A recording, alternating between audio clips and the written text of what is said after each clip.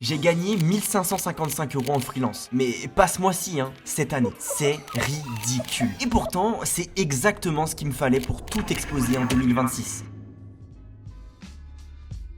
Cette première année en freelance, ça a été une année freestyle, bordélique, type shit de malade. J'ai été multitâche du début à la fin. Entre les cours à la fac, le job étudiant au Vivarium, mes projets perso, une prépa marathon foireuse et la prépa de 10 km de la Tour Eiffel, j'ai pas eu beaucoup de temps à accorder à la freelance. Et en vrai, c'était pas le but. Je me suis lancé le 31 décembre 2024 et j'ai tout de suite compris que c'était ça que je voulais faire de ma vie. Mais je devais faire vite. J'étais déjà dans ma dernière année de licence, alors lorsque j'ai eu la possibilité de redoubler, j'ai immédiatement saisi cette chance. Tout ça dans le but de me laisser un an complet pour tout miser sur le montage. Et je te mens pas, je me suis pris toutes les peurs dans la tronche. La peur de pas trouver de clients, de pas être assez bon, la peur de jamais gagner assez pour vivre de ça. Et c'est là que j'ai compris un truc. Le vrai but, c'est pas de se faire de l'argent vite, le but, c'est d'apprendre à en faire longtemps. C'est d'être solide sur les appuis, en gros. Alors, j'ai tout construit cette année. J'ai bossé mes compétences en montage et surtout en motion design. J'ai créé un prototype de portfolio pour présenter mes travaux, j'ai documenté tout mon parcours depuis le tout début avec ces reels pour me faire connaître et développer un style propre à moi. J'ai aussi appris à mieux gérer mon argent, à me bâtir un matelas de sécurité pour les imprévus et surtout, j'ai appris à investir intelligemment pour les prochaines années à venir. C'était